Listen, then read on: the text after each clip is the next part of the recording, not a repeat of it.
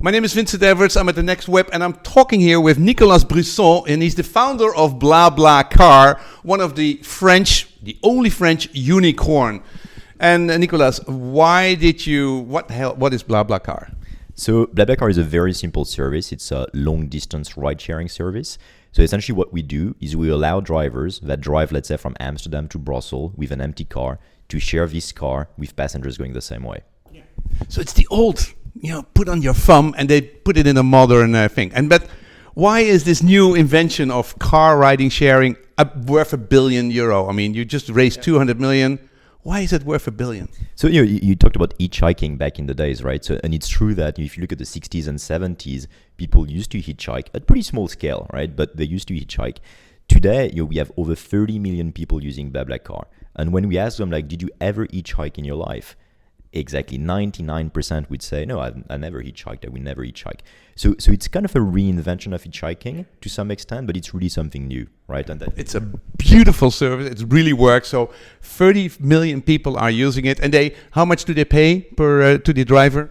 So typically, on average, it's around €15 for a ride, and a typical ride would be 300, 400 kilometers, right? So a typical journey would be Amsterdam, Brussels, or Paris, Brussels, or Berlin to Hamburg in Germany, and so on and so on. So we really connect cities. What's your take? So it depends. When we launch a new country, actually, we don't actually take anything. So people transact actually offline. So we really focus on creating liquidity and creating usage. Then over time, we introduce more and more features, including online payment, and we end up taking roughly 15% as a commission over time. Okay. Why did it start in France, and what did you do to make BlaBla so successful? So frankly, I mean, the reason it started in France was just we were in France. We just happened to be French, right? So there was no magical thinking here. We didn't think that France was a special country for that. We just started there. And it was a very slow organic start because the company was actually founded in 2006. We had the first employee in 2009. We had the first financing in 2010. So it took a long time, right? And initially, there was a massive disbelief around the activity. People thought like hitchhiking is dead. It's never going to work. People are never going to do that. It's a bit crazy. Mm-hmm. And I remember in 2007, we pitched the company for the first time to get angel investing. And people told us like, guys, if you get 100,000 people to use this service, it's a miracle. Yeah. So get a real job. And what's your business model? How are you going to make money?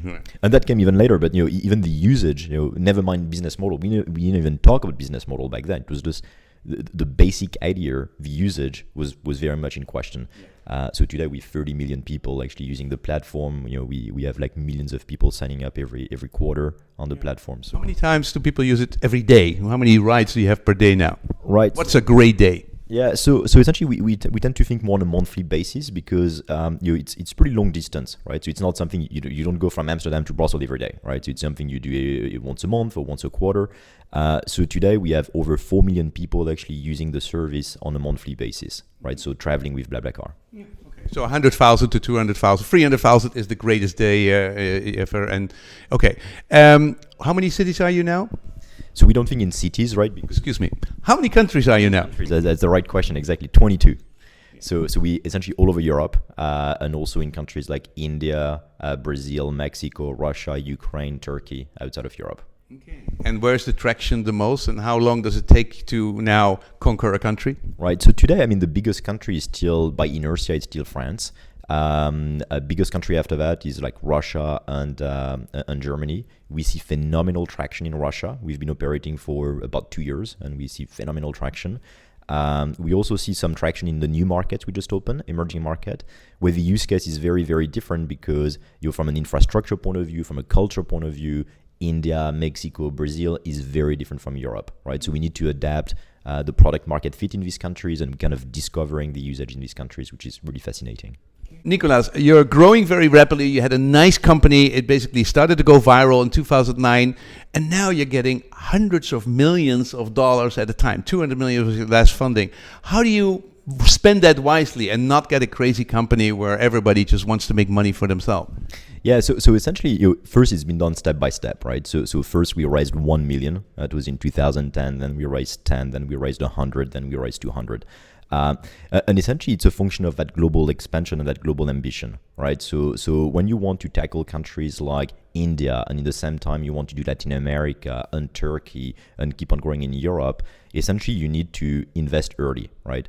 And I think like some of the investors we have, like Accel Partners, Index, Insight, they understand that game. They backed companies like Facebook, like Spotify, like Dropbox, and they understand that first you need to build scale, not worrying too much about like how much revenue you're going to get and when. You're just knowing that, okay, you have a business model, but first you build scale.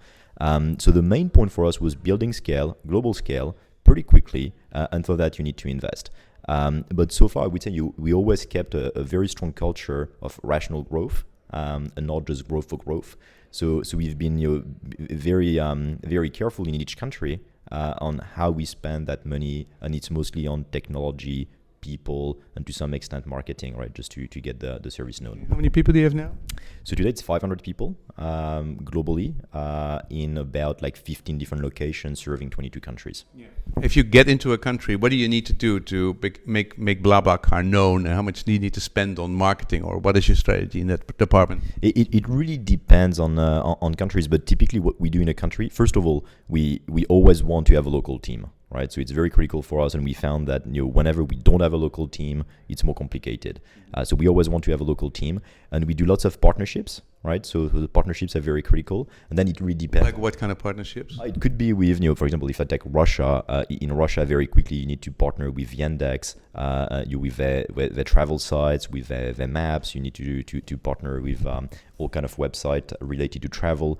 So it really, the landscape is different country to country. So we need to spend some time on that.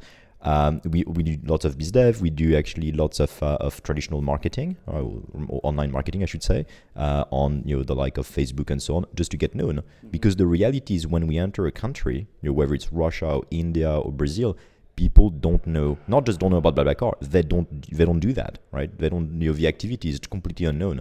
So we need to educate the market, right? So we need to go through this educational phase at the beginning with people on the ground, and then we also spend a lot of time with the early members of the community to understand what they're looking for, and to improve the product and to improve our messaging to that community in Brazil or in India or in Turkey or elsewhere in Europe. Okay. Now, you're going to be successful in 100 countries and everybody's going to use you. What is really going to be the value? Why are you worth $1 billion? Because what is in the end the idea? Right. So it's pretty powerful today, right? So we're talking about like 30 million people signed up on BlaBlaCar, and that's growing pretty rapidly. So what we came to realize is what maybe sounded like a bit of a niche idea like 5 years ago is actually a very mainstream product, that everybody is using, right? So we get to a point where a very high percentage of the population is using BlaBlaCar, and they travel from A to B using BlaBlaCar, and that's rapidly expanding. So if you fast forward, and which I hope we'll be able to do like in a few years, maybe 2, 3, 4, 5 years, I don't know. What I hope is that when I go to Brazil, when I go to India, when I go anywhere in Europe, people say, "Hey, last weekend I took a BlaBlaCar from A to B," and it becomes this like mainstream ground transport network on a global scale, which no one has really achieved, right? Because if you think of ground transport, it's very domestic. Right, so you have like SNCF in France, you have the Deutsche Bahn in Germany, but no one really owned that on a global scale. Okay. Now, question: this is the 16th office you're starting. What do you think of Amsterdam, and why are you here? So it's interesting because we started the Dutch website and the Dutch app and the old Dutch service more than 2 years ago. And we decided that, because, again, we had a lot less funding than we have today, we decided to operate that from Paris, which is almost like the opposite of everything we've done in other large markets. We had this very strong culture of local team and autonomy. And we realized it was a mistake, right, to try to operate the Netherlands from Paris or from Germany or from a different location. So we decided actually to move the team, which was in Paris. So Shanna, who's running the team here, was in Paris. We moved the team to Amsterdam. We've done that just literally this month, and now we're setting up like a proper local team on the ground in the Netherlands here in Amsterdam. What do you think of the Amsterdam hub function we have now here, which we're so trying to basically expand and make everybody realize? But look, to me, like the Netherlands and Amsterdam specifically, it's always been like one of the great hub, probably with Sweden and the Nordics, to create global startups. And for one particular reason is that the Netherlands is pretty small. Which was our mistake, I guess, not to open an office initially, is to think like, it's not that many people, it's not a big country. But it's the home of Booking.com, which is, even though it's been acquired early on by Priceline, that's probably one of the best company coming out of Europe in the last 20 years, actually. Right? If you think of scale and revenue and valuation today, that's a giant company. Priceline today is Booking.com. It's the home of Adyen, it's the home of Katawiki and lots of new companies. So in terms of like entrepreneurial spirit, that's probably one of the best hub in Europe, alongside London, which is very well known, very international, Stockholm, Berlin, and probably Paris. Thank you.